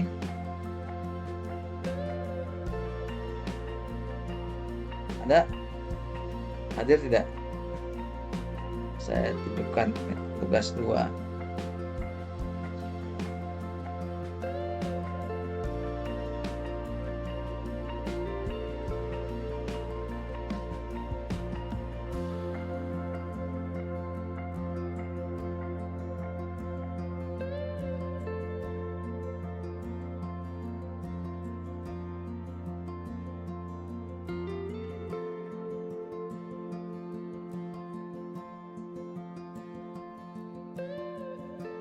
Ya, untuk tugas 2 yang sudah mengumpulkan baru berapa nih?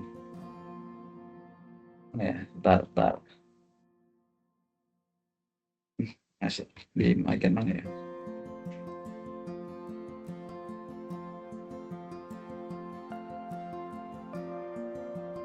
Di sini. Oke, tugas 2 yang baru mengumpulkan ada dua orang ya. Ini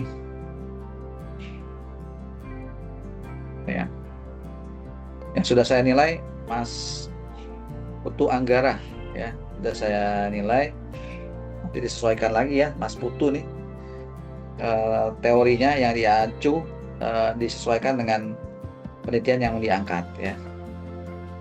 Kemudian sama Iputu Bima sastrawan juga sudah, ini baru mengumpulkan kayaknya nih ya, belum saya nilai jadinya ya, mungkin insya Allah besok coba saya nilai, saya review. Jadi teman-teman ketika mengumpulkan tugas ya sebisa mungkin jangan mepet dengan deadline ya.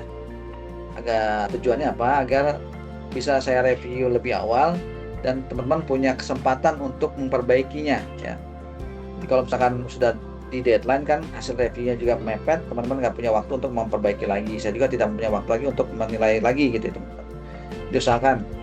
Ini kalau yang tugas 2 itu ada waktunya sampai tanggal 11 Mei kalau tidak salah ya. Itu perhatikan tanggalnya, sebisa mungkin teman-teman kumpulkan dan selesaikan sebelum batas waktu yang disediakan oleh UT. Oke, teman-teman ada kesulitan di tugas 2? Silakan bisa ditanyakan.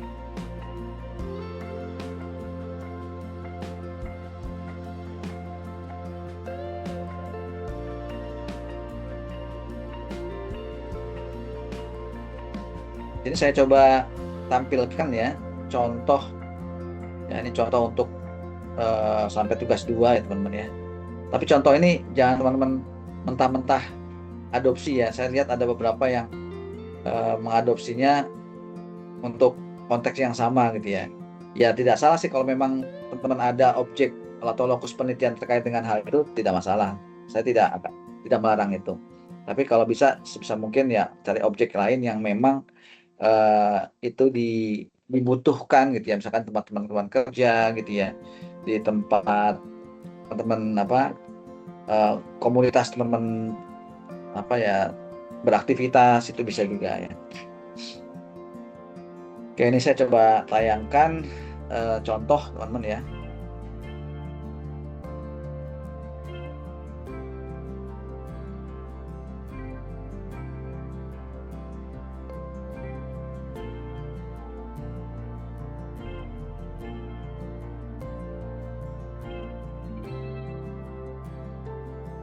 Oke.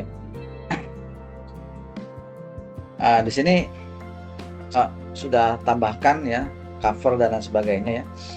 Jadi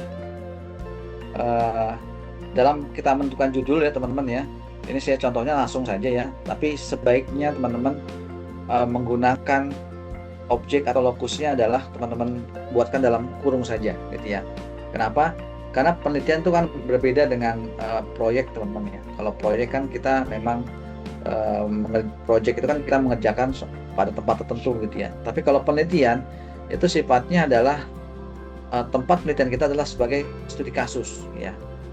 Tapi secara umum itu bisa kita replikasi di tempat lain, mestinya begitu ya. Itu dengan penelitian teman-teman.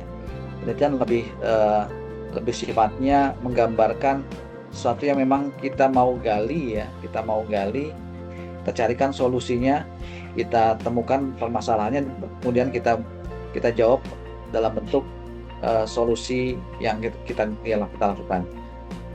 Nah, ini contoh covernya teman-teman ya. Nanti kemudian di bagian daftar isinya juga sudah saya sediakan contohnya. Nah, teman-teman bagian pendahuluan, jadi teman-teman bisa update terus ya. Ketika misalkan sudah lewat tugas 1 gitu ya, tetap nanti tugas 2 teman-teman perbaiki dari saran di tugas 1-nya teman-teman ya. Jadi jangan apa adanya gitu ya. Agar apa? Agar nanti hasil nilai keseluruhannya kan biasanya nanti di penilaian di tugas 4 itu ya, teman-teman diminta untuk mengumpulkan secara keseluruhannya. Nah, itu akan dilihat mulai dari awal sampai dengan akhir gitu ya. Nah, contohnya di sini saya di bab 1 ya. Ini saya tambahkan dari masalah teknikal yang ada di dalam latar belakang masalah. Ini saya tambahkan juga gap penelitiannya ya. Jadi kalau teman-teman lihat sini ada gap penelitian di bagian paling bawah ya. Jadi teman-teman bisa lihat ada gap penelitian di bagian bawah yang saya ambil dari studi literatur sebelumnya ya. Contohnya misalkan penelitian terdahulu menunjukkan perbedaan signifikan dalam objek dan fokus kajian dibandingkan dengan penelitian rancangan bangun sistem informasi penjualan pada toko kelontongan metode waterfall pada toko XYZ ya. Jadi objeknya beda. Misalkan di sini dia pada toko ponsel Siregar et al 2025. Toko mainan ini oleh si Angelita 2025. Toko elektronik ini adalah si Kurnia gitu ya, yang memiliki karakteristik produk dan model bisnis berbeda dengan kelontongan. Nah, ini kita ambil perbedaannya teman-teman ya. Nah, penelitian lain seperti Yusron ini lebih fokus pada pengembangan platform e-commerce ya untuk penjualan online. Nah, kalau penelitian toko XYZ cenderung fokus pada sistem informasi penjualan yang bersifat point of sale ya. Itu teman-teman, jadi kita tunjukkan perbedaannya. Nah, perbedaan skala bisnis terlihat pada penelitian Yusro dan Mas Turoh ini ya. Dia mengambil objek perusahaan besar ya, PT Bimantara Sakti Persada. Ya, bukan usaha retail seperti toko kelontongan ya, usaha kecil teman-teman ya, atau UMKM ya. Nah, selain itu juga bisa kita lihat dari sisi metode ya. Tadi kan dikelompokkan ya. Jadi kita lihat dari metodenya. Meskipun menggunakan metode yang sama, yaitu waterfall, terdapat variasi dalam fitur yang pendekatan implementasi yang membedakan penelitian terdahulu ya. Jadi kalau di sini lihat penelitian Angelita ini menambahkan fitur tracking untuk pelacakan produk yang tidak aman, ya. Itu ya. Kemudian juga Zakaria ini mengembangkan aplikasi point of sale dengan fitur tambahan seperti manajemen seller dan member yang lebih kompleks dibandingkan kebutuhan dasar toko kelontongan. Jadi ini sebenarnya lebih advance ya penelitiannya Zakaria ya, karena dia ada member, seller segala macam. Sedangkan penelitian yang paling mendekati karakteristik toko EZ adalah kajian di Dewi dan Seprianto. Nah, kita tunjukkan saja apa adanya teman-teman ya. Ternyata ada yang mirip nih ya, pada fokus pada aplikasi kasir pada toko kelontongan. Namun perbedaan terletak pada studi kasus spesifik ya. Jadi kita ambil aja kesimpulan bahwa ini tokonya berbeda gitu ya. Kemungkinan pasti variasi fiturnya berbeda juga ya. Yang dibutuhkan antara tokonya si penelitiannya Dewi ini dengan penelitian yang kita lakukan gitu ya. Itu ya teman-teman. Jadi teman-teman harus menunjukkan gapnya dari penelitian sebelumnya. Ini artinya kita menunjukkan originalitas penelitian yang kita lakukan. Itu ya. Yang lainnya sama. Kemudian di kajian pustaka nih ya. Kajian pustakanya teman-teman, kita mulai dari kajian pustaka dengan melihat literatur yang kita gunakan. Kita cari beberapa literatur, kemudian kita jabarkan ya. Nah, misalkan kita buat pengantar dulu, informasi penjualan berbasis web semakin banyak diterapkan oleh toko-toko kecil gitu dan seterusnya. Nah, dalam transaksi serta mempermudah pengetahuan laporan keuangan penjualan, Angelita dan seterusnya. Dan kita jabarkan juga misalkan dalam hal penggunaan metode waterfall dalam pengembangan sistem menjadi pilihan yang tepat karena sifatnya terstruktur dan jelas ya.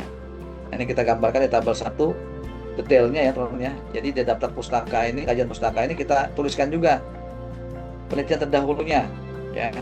Sistem informasi misalkan sini ada berapa? Saya tuliskan ada 8 ya. 1, 2, 3, 4, 5, 6, 7, 8. Nah, ini mirip-mirip teman-teman ya, tapi beda-beda fokusnya atau beda penelitiannya. Contohnya misalkan satu nih, sistem informasi penjualan berbasis web menggunakan metode waterfall, sama metodenya, tapi pada toko family sale. Tapi ini untuk toko seluler ya teman-teman ya, penjualan seluler atau handphone. Nah, yang kita lihat dari data pustaka ini adalah kita lihat metodenya apa yang digunakan, kita tuliskan di sini. Kemudian hasilnya bagaimana ya. Nah, di sini dijabarkan misalkan menghasilkan sistem informasi berbasis web dengan toko family sale yang dapat mengelola dan data penjualan dan stok barang serta terkomputerisasi. Nah, ini ya hasilnya seperti ini. Kita tuliskan teman-teman agar kita bisa mengambil kesimpulan perbedaannya. Nah, perbedaan kita tuliskan di kolom berikutnya.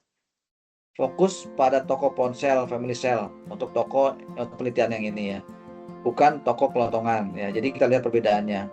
Kita melakukan penelitian pada toko kelontongan, sedangkan yang penelitian yang kita acu ini adalah dia fokusnya pada toko ponsel ya. Jadi perbedaannya ada di penggunaan studi kasus gitu. Nah, kemudian yang kedua misalkan saya ambil contoh yang 2 gitu ya. Rancang bangun aplikasi e-commerce berbasis web menggunakan metode waterfall pada dunia anak store. Sama juga nih e-commerce juga, waterfall juga, tapi e-commerce teman-teman ya. Jadi kita lihat hasilnya. Ini sistem e-commerce yang menggantikan pemasaran konvensional dan pencatatan manual dengan platform online. Ini hasilnya begitu ya bentuknya. Nah, apa sih bedanya dengan yang kita akan lakukan penelitian? Jadi fokus pada toko mainan anak dengan fitur e-commerce. Nah, ini sama ya teman-teman. Ini lebih fokus pada penjualan barang-barang mainan untuk anak-anak, bukan barang kelontongan. Jadi perbedaannya adalah gapnya di toko kelontongan dan sistemnya adalah dalam bentuk sistem point of sale, penjualan untuk produk kelontongan yang dimiliki oleh toko XYZ. Gitu teman-teman ya. Nah, ini teman-teman jabarkan di atasnya ya, dijabarkan penelitian tersebut. Jadi tidak hanya sekedar dituliskan dalam bentuk tabel. Itu studi pustaka atau kajian pustaka teman-teman ya. Nah, berikutnya adalah landasan teori ya.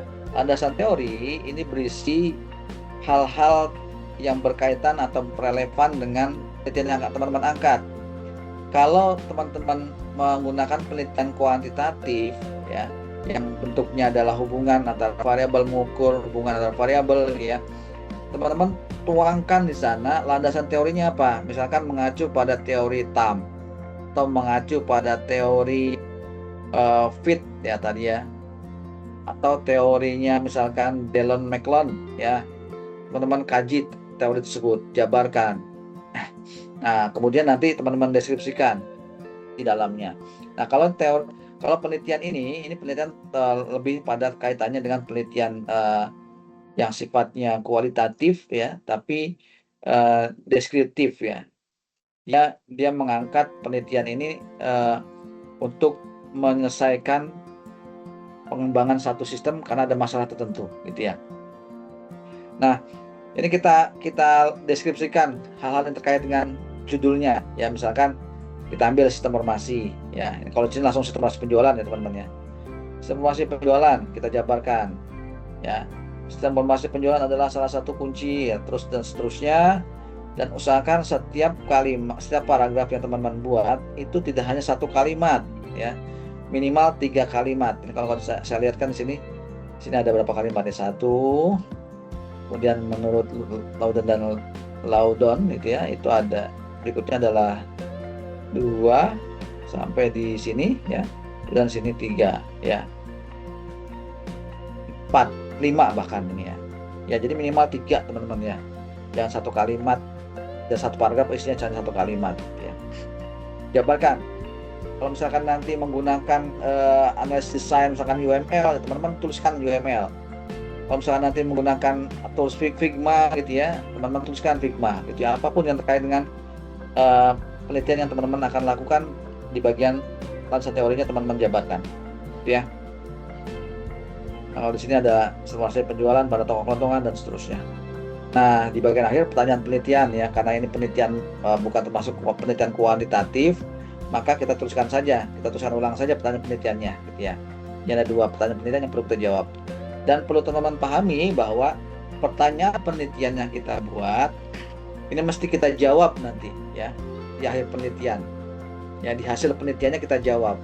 Bagaimana perancangannya? Oh, ini bentuknya modelnya ada 10 misalkan activity diagram, ada use case-nya, kemudian ada struktur ERD-nya dan sebagainya. Itu bagian dari perancangan sistem. Kemudian nomor 2, bagaimana tingkat kepuasan pemilik toko? Nah, ini kita perlu pahami juga. Ini kita memakai metode apa untuk mengukur kepuasan pemilik toko? Ya, nah, tadi kan bisa kita buat misalkan menggunakan teorinya kepuasan pengguna ya, itu bisa. Atau kita ambil dari usability-nya juga kita ukur gitu ya. Nah, nanti kita survei ke penggunanya. Mereka ngisi sudah puas, berapa puasnya gitu, seberapa tingkat puasnya itu bisa kita ketahui. Jadi tanya penelitian yang kita di sini harus dijawab teman-teman ya. Jadi kalau teman-teman nggak tahu jawabannya ya, atau mungkin masih bingung jawaban ini apa ya, itu teman-teman garis bawahi. Relevan nggak itu pertanyaan penelitian yang dimunculkan gitu ya. Oke. Nah, kemudian berikutnya adalah daftar pustaka. Ya, daftar pustaka teman-teman tuliskan semua referensi yang teman-teman citasi di paragraf bagian 1, 2 dan seterusnya ya. Di paragraf 1, 2 dan seterusnya. Jangan sampai ada yang ketinggalan ya. Tuliskan dengan format seperti apa style ya teman-teman ya. Misalnya diurutkan dengan abjad ya. Kemudian pastikan kalau ada judul yang masih tulisannya kapital ya, ini jangan teman-teman biarkan, edit ya. Jadi kadang-kadang kita ngambil satu artikel kemudian kita simpan ke reference manager gitu ya, misalkan Mendeley atau Zotero gitu ya. Jadi metadata-datanya tulisannya kapital semua. Nah, itu kita ubah, kita perbaiki biar agar di dalam referensi kita juga semuanya jadi kecil gitu ya. Oke, gitu ya. Dan lupa juga tuliskan nomor halamannya. Oke. Sampai di sini ada yang tanyakan, silakan.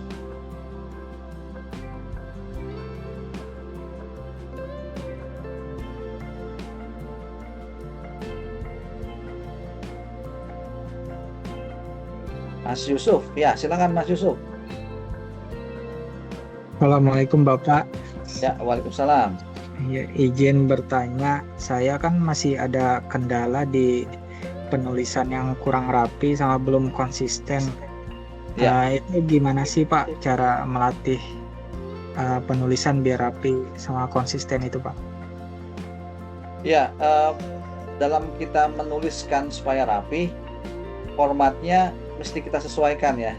Idealnya Mas ya, jadi ketika kita ingin menulis tugas akhir atau proposal, itu biasanya ada standar atau format ya, format yang disediakan ya. Tapi kalau di sini kan saya lihat belum ada ya di UT ya, hanya pedoman secara umum gitu ya teman-teman. Setidaknya teman-teman atau Mas Yusuf itu bisa melihat bagaimana sih penulisan yang rapih ya. Misalkan kita lihat kan kebanyakan tugas akhir sebelumnya gitu ya, teman bisa lihat seperti apa formatnya, itu teman-teman adopsi ya, jadi lebih rapih. Contohnya misalkan penulisannya harus rata kanan kiri, ya itu kan standar umum ya teman-teman ya. Kalau hanya rata kiri saja kan jadi sulit dibacanya. Jadi idealnya adalah rata kanan kiri. Kemudian juga struktur teman-teman ya, antara satu subbab dengan subbab lainnya ya. Kemudian juga antara poin-poin yang memang disediakan di UT itu teman-teman ikuti saja ya. Misalkan pendahuluan gitu ya, nggak usah ditambah-tambahin, pendahuluan sebawahnya ada subbab apa saja itu ikuti, kemudian dituliskan bagian-bagian dalamnya, paragraf-paragrafnya begitu. Nah sehingga teman-teman bisa melihat format yang sesuai, minimal format yang dibutuhkan itu tersedia ya. Dan ketika Bang Basara Azhari ya, silakan mungkin kalau memang ada keperluan lainnya. Tadi belum saya presentasi ya, tadi diingatkan teman-teman lain ya kalau memang Mbak Sarah sudah hadir ya. Oke, silakan.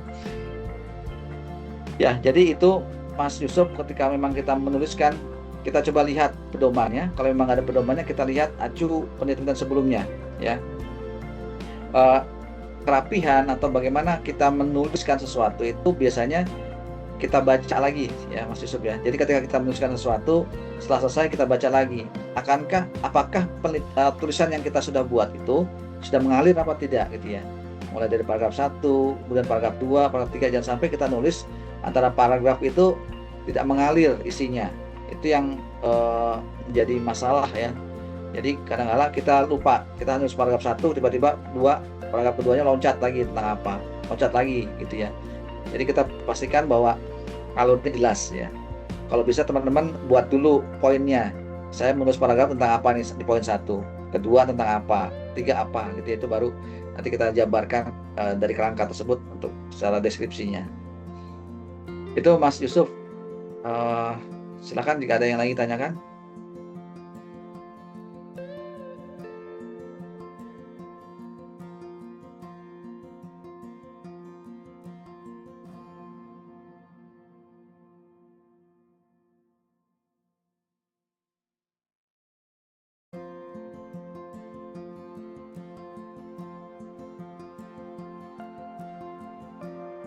Teman-teman yang sudah submit, silakan bisa diperbaiki, silakan. Kalau memang sudah yakin sesuai ya nggak apa-apa, nanti saya review ya.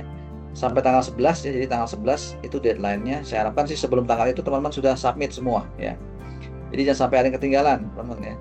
Karena pengaruhnya kan nilai ya. Satu kali tugas aja tidak teman-teman kumpulkan, itu nilainya udah anjlok ya teman-teman ya. Ketentuannya begitu. Ya, jadi pastikan teman-teman kumpulkan sebisa mungkin diselesaikan tugasnya masing-masing. Kalau ada yang kesulitan bisa bertanya ya, bisa lewat WA grup ya, atau bisa juga lewat diskusi yang disediakan di webnya teman-teman ya, teman-teman belajar kita, atau japrik saya juga boleh, silakan ya. Ada lagi yang tanyakan teman-teman? Ada kesulitan? Oke, kalau tidak ada, kita presentasi dulu ya teman-teman ya. Takutnya saya lupa. Sebelum presentasi, tolong dibuka kameranya. Saya mau ambil gambar juga, ngambil screenshot kehadiran teman-teman. Sambil saya siapkan untuk presentasinya.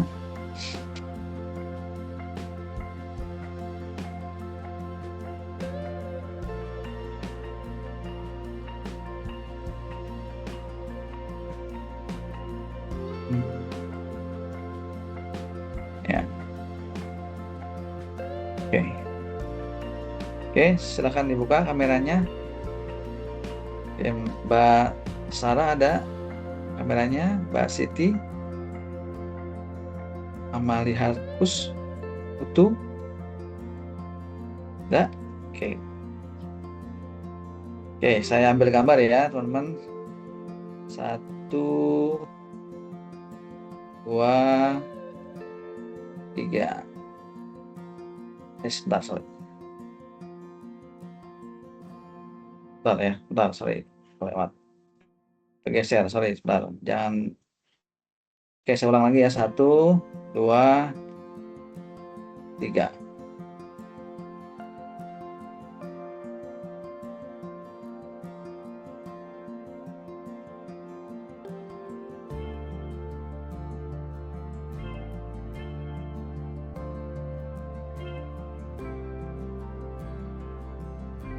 Oke, sudah.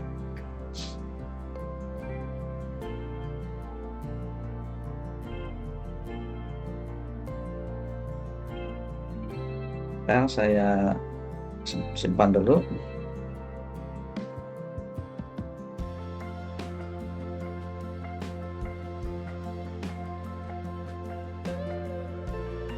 Oke, saya presensi dulu teman-teman.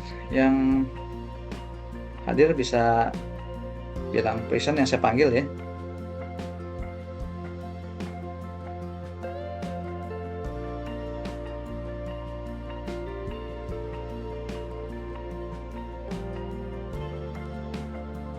Oke, Dini Vanessa, ada Dini Vanessa. Hadir Pak. Hadir, oke. Sarah Azhari ada? Tadi izin live ya. Oke. Hadir. Hadir ya. Oke. Siti Nur ada? Siti Nur? Siti Nur Khadijah ada? Siti Nur. Oh, ada nih. Suaranya nggak ada nih. Oke. Hadir ya Siti Nur.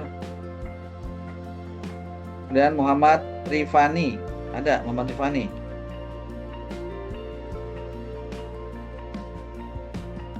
Ada Rifani? Nggak ada ya. Lumia Thomas ada? Nggak ada ya. Risma ada? Risma? Risma nggak ada ya. Oke. Risma tidak ada. Bilal Aditya ada? Tidak ada. Muhammad Yusuf ada? Muhammad Yusuf? Ada Pak. Ada ya. Oke. Valentinus Mega ada? Valentinus Mega tidak ada. Amalia Harikus ada? Amalia hadir. Oke. Alexander ada? Alexander tidak ada. Iputu Bima sastrawan Iya Pak. ada. Oke. Muhammad Taufan ada? Taufan Hadir Pak. hadir. Oke. Muhammad Saldi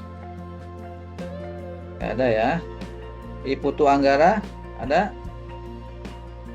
Hadir Pak. Hadir. Oke. 1, 2, 3, 4, 5, 6, 7, 8 ya. Pas ya 8 orang ya. Oke. Oke, sudah presensinya. Baik, teman-teman, kalau tidak ada yang tanyakan, mungkin kita cukupkan.